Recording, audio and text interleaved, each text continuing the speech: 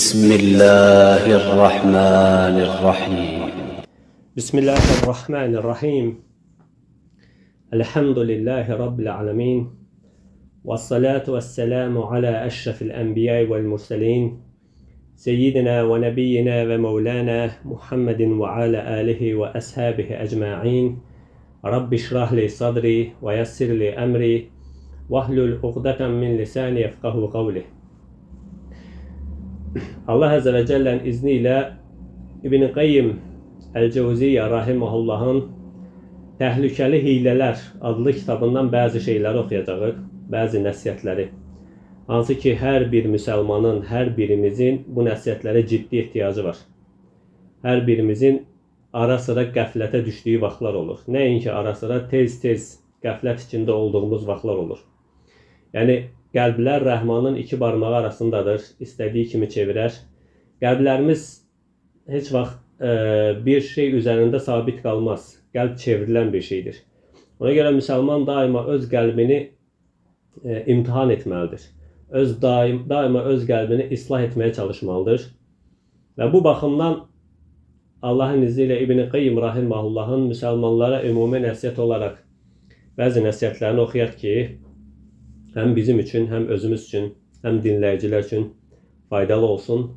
Çünki dediyim kimi, qəlb bu dində, İslamda çox önəmli bir şeydir. Qəlb önəmli bir yerdir. İmanın kökü qəlbdədir. İmanın əsli qəlbdədir. Zahiri əməllər o əslin meyvəsidir, onun səmərəsidir. Qəlbimiz xəstə olarsa, qəlbimiz ifsad olarsa, zahiri əməllərdə də onun təsirini görəcəyik.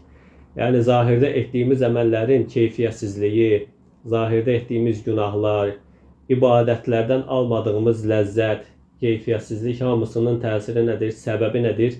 Qəlb, qəlblərimizdə olan xəstəlik, qəlblərimizdə olan qəflətdir. İbn-i Qayyim Rahimahullah buyurur ki, nəsihət dinləyən insana bəzən həmən an nəsihət təsir edir. İnsan həmin nəsihətdən cuşa gəlir, imanı artır. Ancaq insan o məclisdən ayrıldıqda təkrar qəflətə dönür. Bunun səbəbini düşündüm və işin həqiqətini anladım. Sonra insanların bu məsələdə fərqli dərəcələrdə olduğunu gördüm. İnsan qəlbi hər an diri, canlı ola bilməz. İnsanın nəsihətlərdən əvvəl və sonraki halının iki səbəbi var. Nəsihətlərdən əvvəl və sonraki insanın qəlbinin iki halı var. Birinci halı, nəsihətlər qamçı kimidir. Qamçı ilə döyülən insan həmən ağrını qamçı vurulduğu anda hiss etdiyini başqa vaxtda hiss etməz. İnsana qamçı vurulduqda o ağrını, ən şiddətli ağrını həmən vaxtda hiss edir. Başqa vaxtda üstündən bir müddət keçdikdən sonra həmin ağrı yumşalır, onun ağrısını hiss etmir. Yəni, ən ağrılı vaxt qamçı vurulan anda olur. İkinci, nəsihət dinləyərkən insan sanki xəstəlikdən xilas olmuş, bədəni və ruhu ilə dünya işlərindən uzaqlaşmış olur. İnsan həmən vaxt bütün qəlbi ilə nəsihəti dinləyər. Ancaq dünya işlərinə təkrar döndükdə məşğuliyyət onu cəzb edər. Bu vəziyyət hər kəs üçün keçərlidir. Ancaq bəzi kəslər bu halın davamlı olmasını istəyərlər və dünyanın onları dəyişməsindən narahat olmağa başlayarlar. Yəni, hər kəs nəsihətdən sonra bir müddət qəflətə düşür. Nəsihət anında, zikr məclislərində aldığı cuşu, aldığı ləzzəti daima ala bilmir. Amma ondan narahat olur. İstəyir ki, daima bu halda qalsın. O narahatçılığı o yaşayır.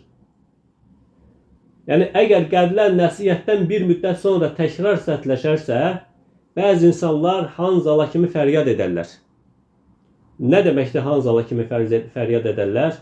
Allah Rəsulü sallallahu aleyhi və səlləmin katiblərindən biri olan Hanzala bin Əbi Rəbi Əl-Üseyd belə rəvayət edir.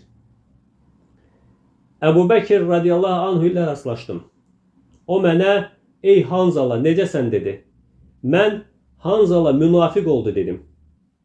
O isə, Sübhanallah, bu nə sözdür dedi.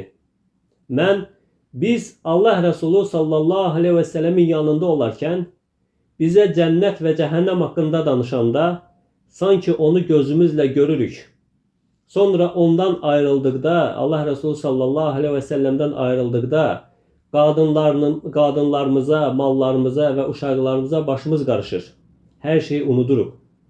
Əbu Bəkir radiyallahu anhu deyir ki, vallahi bizdə də eyni şey olur.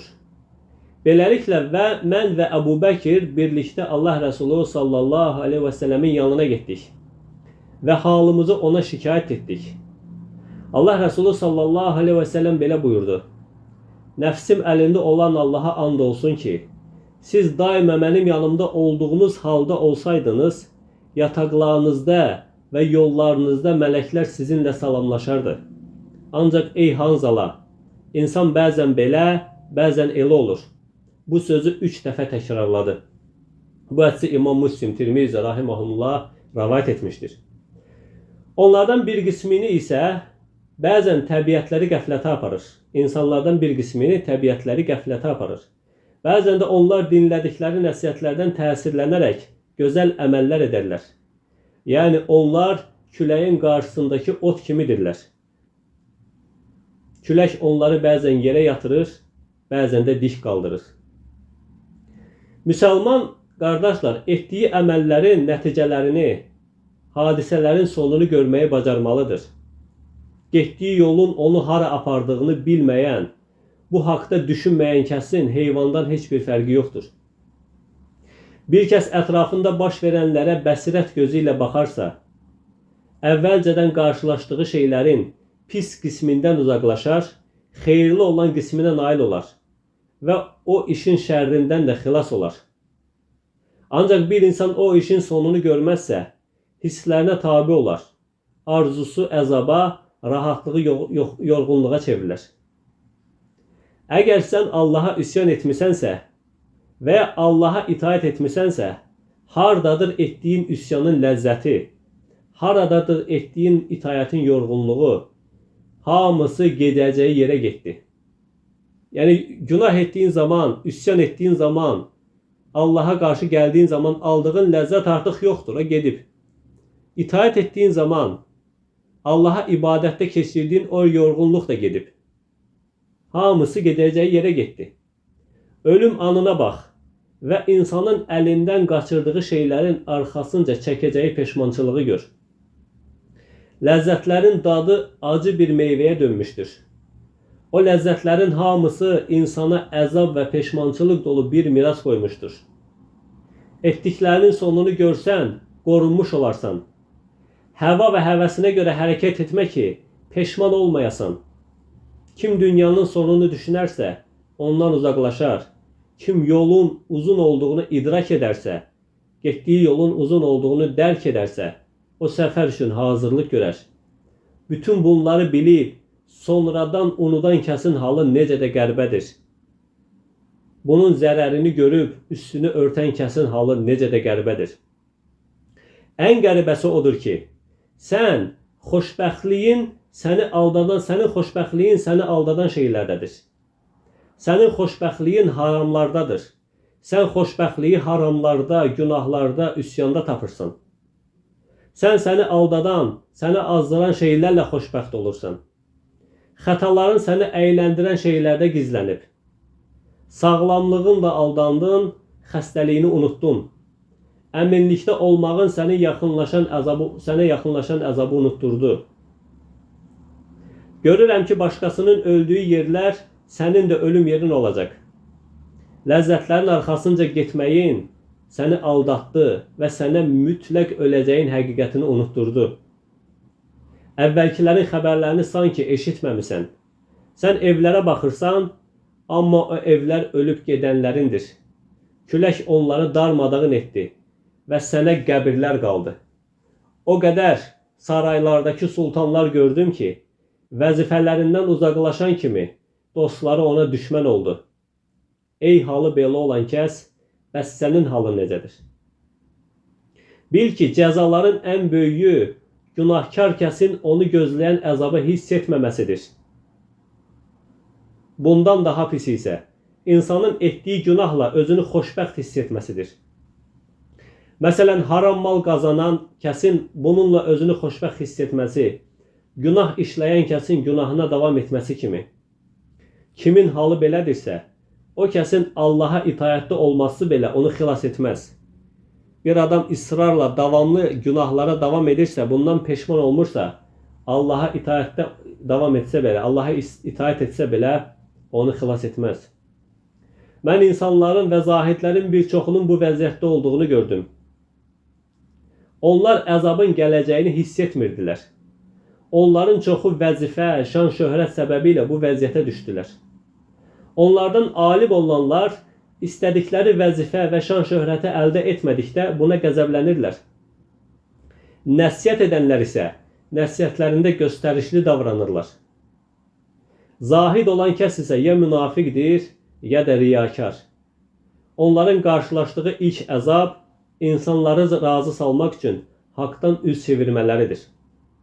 Yəni insanların razılığı üçün çalışmaları belə, insanların razılıqları üçün çalışaraq Rəblərini unutmaları belə onlar üçün bir əzabdır. Ancaq mömin olan kişi və qadınlar bundan müstəsnadır. Allah onlarla yer üzünü qoruyar. Onların içi ilə çölü eynidir. Gizli halları, insanlar içərisindəki halları ilə eynidir. Hədəfləri Sürəyyə ulduzlarında hətta daha uzaqlardadır. Onlar bir yerdə məşhurlaşdığı vaxt gizli qalmağa çalışarlar. Kəramətləri görüldükdə onu inkar edərlər. Tənha yerlər onları sevər. Allah Əzzə və Cəllə bizi onların yolundan getməyə müvəffəq etsin və onlara tabi olmağı ehsan etsin. Qardaşlar, ölümü iki qaşın arasında düşünün. Ağıllı insan daima səfərə hazır olmalıdır. Çünki o, Rəbbinin əmrinin nə vaxt gələcəyini, nə vaxt dəvət ediləcəyini bilməz. Mən elə insanlar gördüm ki, gənclikləri onları aldadıb, ölümü unudub, uzun əməllər onları azdırıb. Bəzi alim insanlar da bugün elm öyrənim, sabah əməl edərəm düşüncəsinə qapıldılar. Dinlərində xəta etməyəcəkləri vəhminə qapıldılar. Nə qeybət etməkdən, nə də bu qeybəti dinləməkdən imtina etdilər. Şübhəli şeyləri özlərinə din edən bu kəslərin güya təqva ilə yaşadıqlarını zənn etmələri onları etdikləri günahları gizləyə biləcəkləri fikrinə saldı. Şübhəli şeylərə daldılar, günahlara daldılar və zənn etdilər ki, o günahları gizləyə biləcəklər. Etdikləri günahlarını gizləyə biləcəklər. Halbuki onlar ölümün onların arxası ilə gəzdiyini unutdular.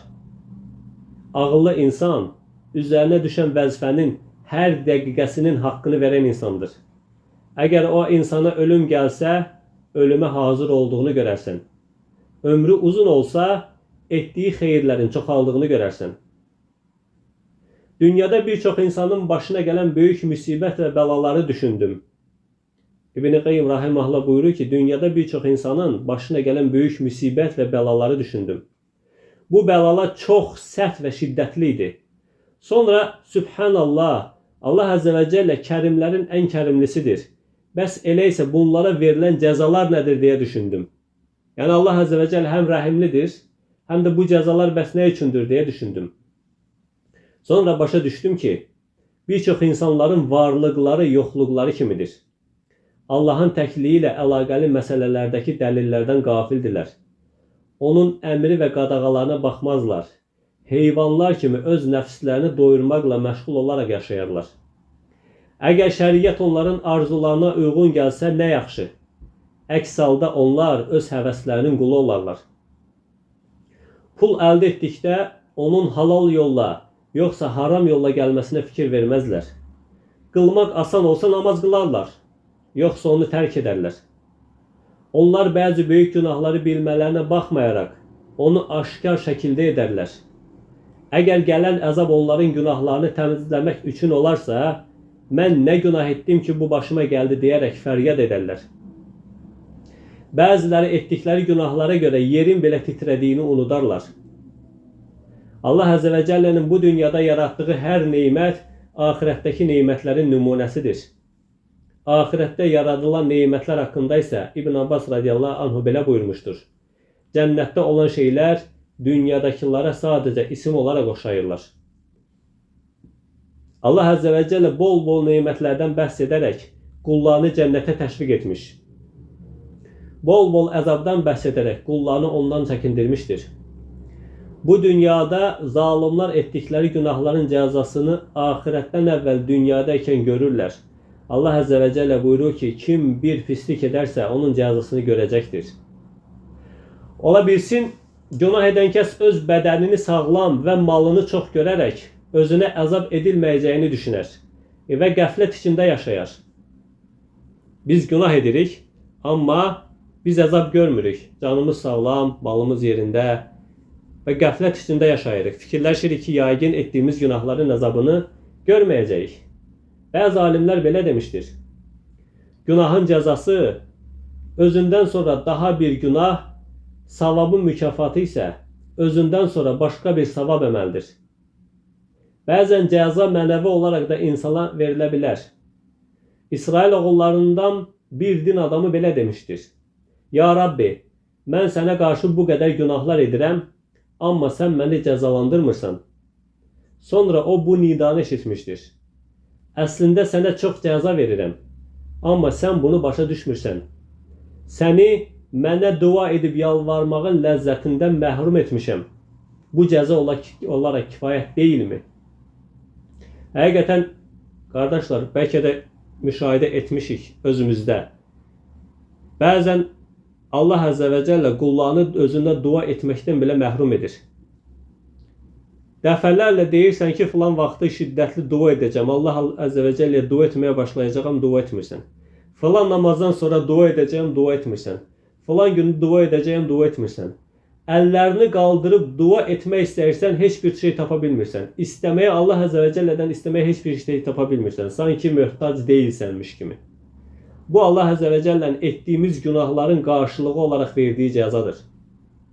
Ömər radiyallahu anh buyurur ki, mən dualarımın qəbul olunmamasından qorxmuram. Dua etməməkdən qorxuram. Həqiqətən bu Allah Azze ve Celle bizim qəlblərimizi islah etsin. Bu ağır bir cəzadır. Ki bəzi hallarda bunu yaşayırıq. Etdiyimiz günahların təsiri olaraq biz bunu yaşayırıq. Ki dua etmək istəyirik, dua edə bilmirik. Yəni bu cəza olaraq kifayət deyilmi? Bir kəs belə verilən cəzalar haqqında düşünsə, həyatında buna dair çox işarətlər görər.